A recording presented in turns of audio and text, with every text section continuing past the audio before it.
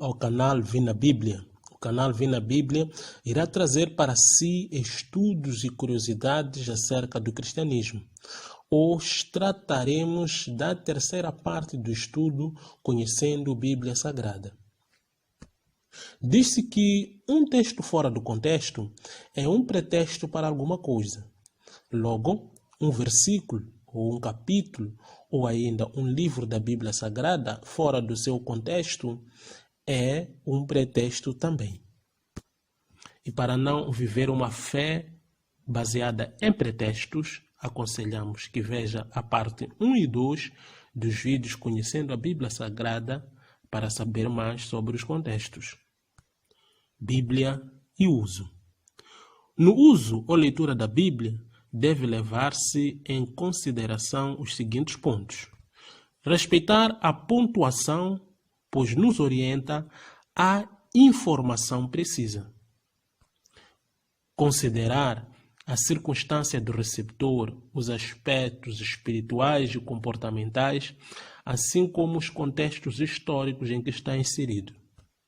Bem, quando falamos de receptor, nos livros proféticos, nem sempre o profeta é receptor, atendendo que o profeta é porta-voz de Deus. Vamos mais devagar, um dia trataremos desse assunto. O outro ponto a considerar é enquadrar o texto na devida aliança. Interpretação e aplicação. No uso da Bíblia existe interpretação e aplicação. O que seria interpretação e aplicação? Interpretação é a explicação do que realmente é ou o que realmente diz. Isto é clarificar um dado assunto. Enquanto que aplicação é pôr em prática como é literalmente. Todos os textos da Bíblia Sagrada precisam ser interpretados convenientemente. Mas a aplicação só convém quando os textos são direcionados à aliança e particularidades vigentes. A aplicação, quando são textos especificamente referentes a uma particularidade ou aliança que não nos diz respeito, precisam ser feitos com muito cuidado e depois de uma análise profunda, para não desencadear heresias ou uma fé utópica. Exemplo, livro de Josué, capítulo 1, versículo 3. Todo lugar que a planta dos vossos pés pisarem, eu vos dou como prometi a Moisés. Verdadeiramente, este texto tem sido usado em diversas circunstâncias, mas esta foi a promessa feita a Moisés, registrado no livro de Deuteronômio, capítulo 11, no verso 24. E ela cumpre-se quando os israelitas tomaram a possessão da terra prometida. Fazer o uso da aplicação desse texto, nós podemos entrar em problemas com o Estado e com as leis municipais. Então não se pode fazer uma aplicação literal. Na leitura da Bíblia, encontramos ainda regra circunstancial e doutrina. Regra circunstancial é uma palavra escrita na Bíblia Sagrada, mas limitada às circunstâncias específicas, seja pessoa, seja povo. Normalmente são direcionados de uma forma específica de acordo com a circunstância do receptor. Exemplo, Mateus 19, versículos 16 a 21. Este texto nos fala de um jovem rico e que Jesus Cristo pede para vender as suas riquezas. Olha, não é regra para todos vender os seus bens e seguir a Jesus. Logo, não é uma doutrina. A regra circunstancial, assim como os textos que não fazem parte da nossa aliança, podemos nos aproveitar para a instrução conforme 2 de Timóteo, capítulo 3, verso 16. Doutrina. Estamos cientes que existem várias doutrinas, mas o livro de Mateus, capítulo 15, verso 9, Diz, em vão me adoram, ensinando doutrina de homens. Então, o que nós vamos trazer aqui é como identificar uma doutrina no âmbito cristão. Doutrina cristã é uma regra geral e vital para a salvação e para a obra do ministério. É a base essencial ou alicerce para a salvação e o caminhar correto na verdade e para a obra do ministério. Para se considerar doutrina cristã, precisa ter no mínimo estes pontos. Abrangência a todos os homens, independentemente das circunstâncias. Abrangência a todos os tempos da dispensação vigente. Imutabilidade e incondicional.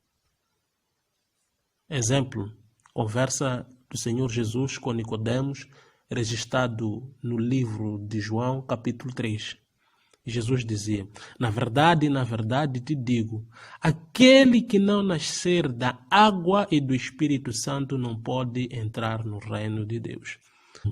Seja preto, seja branco, rico, pobre, essa é a condição. Então esta regra é incondicional. Daí é uma doutrina no exercício para a salvação. Nota que toda administração, toda teoria, todo pensamento deve ser para confirmar, erradicar e sustentar a doutrina. Só é heresia quando é contrária à doutrina cristã. Tratamento da informação bíblica. O peso de cada mensagem depende de personagem para personagem e de mensagem para mensagem. As mensagens não devem receber o mesmo nível de consideração.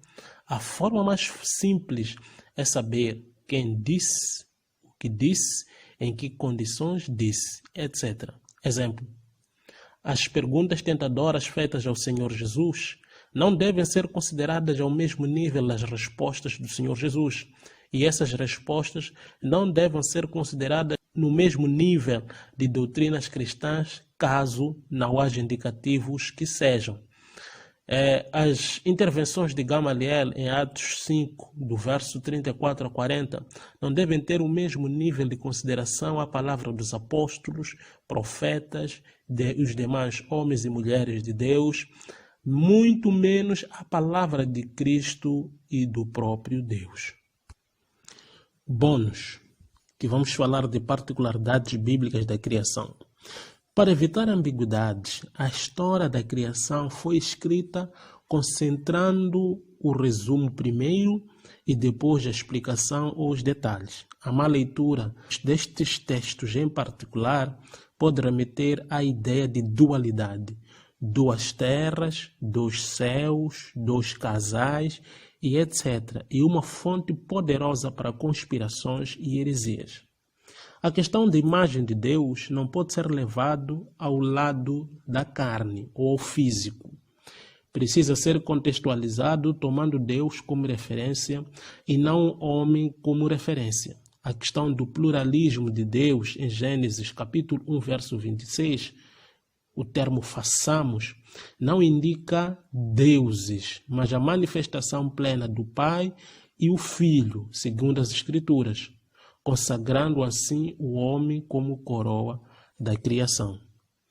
Nestas particularidades, falamos também do livro do Apocalipse, dizer que é um livro muito alegórico, mas que a sua simplicidade da leitura é igual ao livro de Gênesis.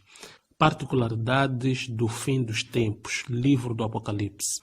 Livro do Apocalipse, do capítulo 1 a capítulo 3, contém introdução e carta às 7 igrejas. Tome como texto resumido o Apocalipse 4 até Apocalipse 7 e os posteriores como detalhes. Ao ler, compare com as demais profecias como Mateus 24, 2 Tessalonicenses 2 e etc.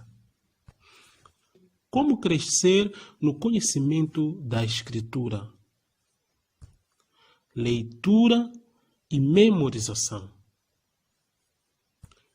Sabias que o amor e o conhecimento crescem exponencialmente quando são partilhados? Então, partilhe, transforma o conhecimento que tem em conversa no seu dia a dia. Nunca tenha medo de errar. Encare os seus erros como oportunidade de saber mais e crescer no conhecimento. Chegamos ao fim da nossa lição Bíblia Sagrada. Que Deus te abençoe e te faça conhecer a Sagrada Escritura. Amém.